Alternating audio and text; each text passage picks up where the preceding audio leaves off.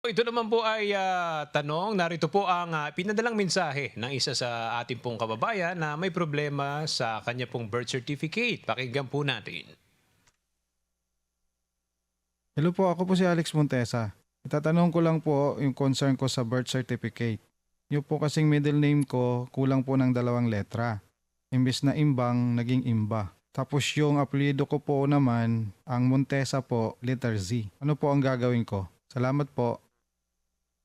Naku, may Okay. mga iko-correct dito, ma'am. Engineer, sige nga po, para mapadali ito. So, ito ay nasasaklaw din po sa clerical or typographical error. So, pwede po siyang mag-file ng petition correction of clerical error.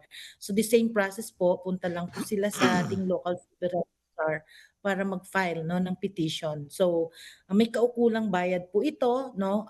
Pag correction of clerical error is 1,000 po yung processing fee. Pero kung sa isang petition mo ay it involves multiple entries or kagaya nito, middle name and sa clerical error lang naman po, pwedeng isang petition pa rin ito. Basta i-file ng sabay-sabay po. Okay, kung may binabanggit kayong, ma'am na, petisyon, ito pong form na ito nakahanda na o kailangan niya ng abogado? Meron pong template na mga petition forms Okay. sa ating mga local civil registry offices po at hindi po dadaan ito sa mga abogado dahil Okay. administrative na process po ito.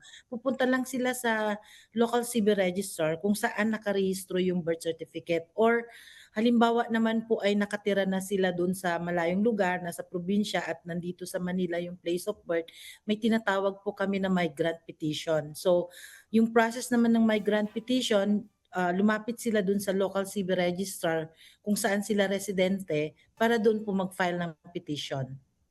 Ma'am, ulitin ko lang po, ma'am. Halimbawa, yung tao ipinanganak sa ano, do'n sa dulo ng ano, ng Masbate. Eh tapos ngayon, dito naman siya nakatira ngayon. Eh paano po 'yun? Anong process doon, ma'am?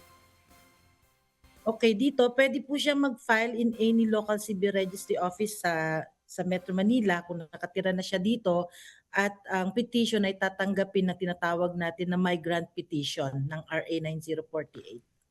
Okay. So yan pala ay do'n sa Mhm. ating mga kababayan napaka-interesado yung ating mga kababayan na may mga problemang katulad nito. Ma'am, engineer, sandali lang po, mayroon pa kaming pahabol. Ano po? Ito naman ay galing kay Aljan. Narito po ang kanyang tanong. Pakinggan po natin.